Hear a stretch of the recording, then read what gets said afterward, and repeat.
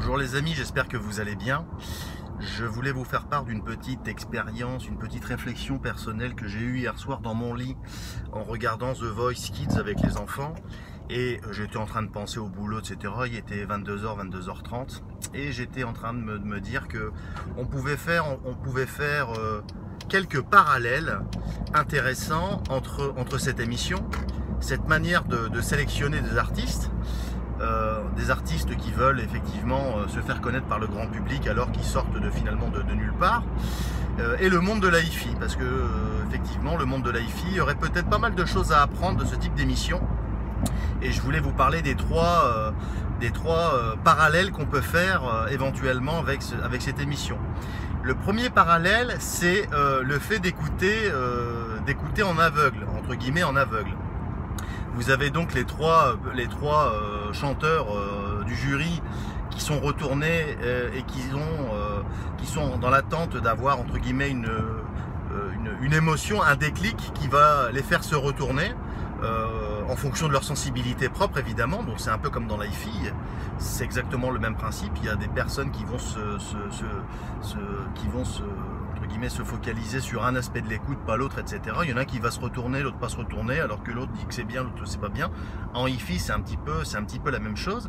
Mais ce qui est très intéressant,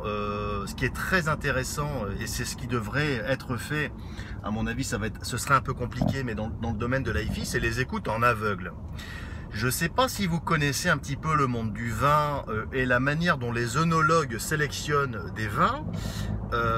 Moi j'ai déjà eu l'occasion d'assister à des sélections, des concours, des trucs comme ça. Je peux vous dire que quand un goûteur professionnel, un œnologue professionnel teste un vin, sélectionne un vin, il n'y a pas besoin de bouteille, il n'y a pas besoin de voir l'étiquette, il n'y a pas besoin d'avoir la caution d'un prix spécialisé dans la presse, etc. Il va goûter, il va mettre une note, il fait confiance à son palais, il fait confiance à ses sensations. Et ben, je peux vous dire que si on appliquait les mêmes méthodes dans le monde de la hi-fi, aïe aïe aïe, ça ferait mal à certaines marques. Il y a même des marques qui, disons-le clairement, disparaîtraient carrément. C'est peut-être pour ça que si on proposait des écoutes en aveugle à certains fabricants, on peut s'amuser à lancer des défis, hein, on n'est pas là pour ça, mais bon, on peut se marrer un petit peu, c'est pas interdit. Je pense qu'il n'y a pas beaucoup de fabricants qui seraient d'accord. Il n'y a pas beaucoup de fabricants qui seraient d'accord, parce que si on s'amusait à faire des écoutes en aveugle de systèmes en hi-fi que j'ai eu l'occasion d'écouter à 100 000 ou à 150 000 euros sur des salons internationaux style Munich, ça ferait très mal. Je pense qu'il y a des marques qui disparaîtraient purement et simplement de la carte. Donc ça c'est le premier aspect que je voulais aborder avec vous, c'est le côté écouter en aveugle. N'ayez pas peur, comme les œnologues le font avec leurs tests, leurs séances pour noter et goûter du vin. N'ayez pas peur d'écouter vos oreilles. N'écoutez pas une marque, n'écoutez pas une référence, n'écoutez pas une fiche technique, écoutez vos oreilles. Ça c'est le premier point que je voulais évoquer avec vous. Deuxièmement, je voulais vous parler aussi du côté émotionnel. On a entendu hier par exemple des petits chanteurs, et d'ailleurs je les respecte et je les admire énormément, parce que aller passer quand on a 10 ou 12 ans ou 13 ans à la télévision comme ça devant des milliers de gens, à la télé, avec un public en face, franchement chapeau, je leur tire vraiment mon chapeau, parce que je pense qu'on serait nombreux à pas faire les marioles dans cette situation là. Mais il y a des chanteurs, des petits chanteurs qui ont déjà une technique extraordinaire, mais émotionnellement, on n'a pas le petit frisson. Vous voyez ce que je veux dire? On n'a pas le petit...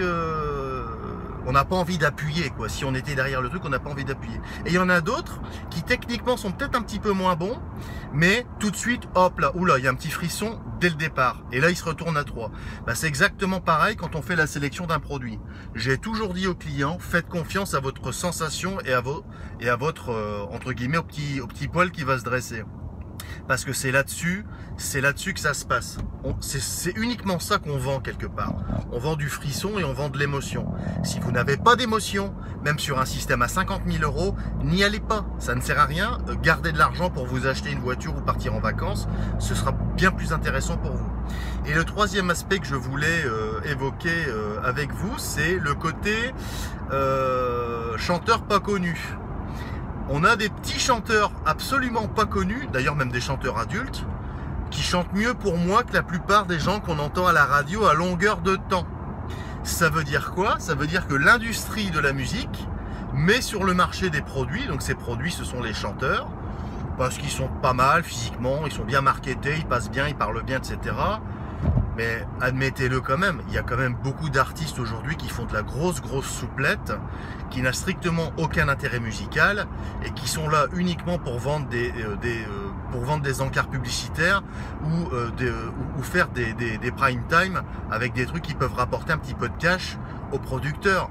Et musicalement aujourd'hui, je pense qu'on sera d'accord pour dire qu'il y a quand même beaucoup d'artistes qui font des trucs qui sont franchement pas terribles et qu'on voit à longueur de temps et qu'on entend à longueur de temps sur les radios. En hi-fi, c'est le troisième parallèle que je voulais faire avec vous. C'est pas forcément les produits dont on parle le plus qui marchent le mieux. Ça marche pas comme ça du tout. Au contraire, vous avez des fois des petites marques totalement inconnues au bataillon, tout comme vous avez des petits chanteurs totalement, des petites chanteuses totalement inconnues au bataillon, qui chantent beaucoup mieux que la plupart des gens qu'on entend à longueur de temps. J'ai même entendu moi-même des chanteurs dans The Voice version adulte, mais qui étaient beaucoup plus performants, qui étaient des bien meilleurs chanteurs que les personnes du jury. À un moment donné, il faut quand même se poser les bonnes questions. Ben, c'est exactement pareil quand vous achetez du matériel. Donc, n'ayez pas peur de vous orienter vers des petites marques.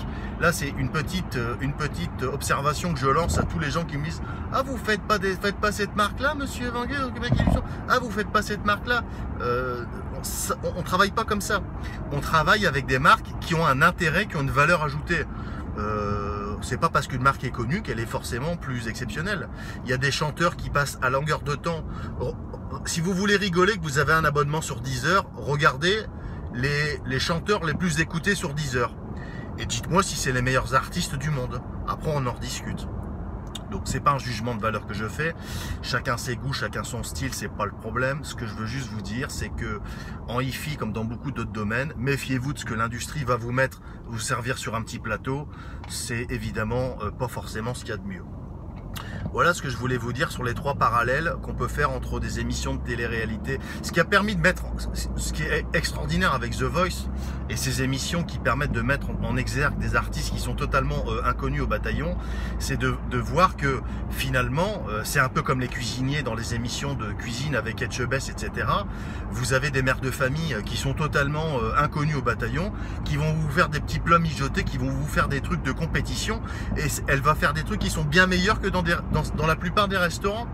Ben, c'est exactement pareil avec ce qu'on peut vous proposer au magasin, avec des petites marques totalement, je vais pas dire totalement inconnues, parce qu'on travaille pas avec des marques totalement inconnues, mais des petites marques pas connues du tout, mais qui vont vous proposer des petits produits qu'ils ont été vous mijoter là, je sais pas comment ils se débrouillent.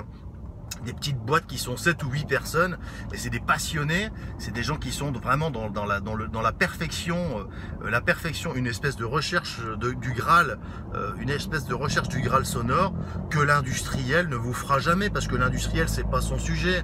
Un industriel de la hi-fi, qu'est-ce qu'il veut faire? Il veut sortir un maximum de produits qui lui coûtent le moins cher possible, avec un taux de fiabilité éventuellement le plus intéressant, parce que des pannes ça coûte cher, et la qualité du son, c'est pas tellement son problème. Un directeur financier d'une grosse multinationale du son, la qualité du timbre, la qualité du son, le petit frisson, si vous voulez, pour lui, c'est pas tellement ça le problème. Lui, ce qu'il cherche, c'est à économiser 10 € par prix de revient d'appareil, fois 100 000 appareils vendus par an, pour se faire une petite cagnotte pour ses stock options. Je suis un peu caricatural et je pense que je vais avoir des petits commentaires assassins, mais c'est pas grave, c'est ce que je pense, de toute façon c'est ma philosophie, et voilà. Donc voilà ce que je voulais vous dire, voilà les trois parallèles qu'on peut faire entre The Voice et la hi-fi, à savoir les écoutes en aveugle, ça ferait peut-être du bien à l'industrie de la hi-fi, parce qu'on arrêterait de se foutre du monde, et j'aurai un prochain sujet où j'expliquerai pourquoi j'ai pas participé au salon de Munich cette année. Le deuxième côté, c'est faites confiance à vos oreilles, et le troisième côté intéressant, c'est n'ayez pas peur de travailler avec des petites marques, faites-vous confiance et n'écoutez pas forcément ce que l'industrie veut vous proposer, et vous aurez à mon avis un bien meilleur résultat, aussi bien en termes de performance prix qu'en termes de qualité d'écoute. Je vous souhaite un excellent dimanche et puis je vous dis à bientôt.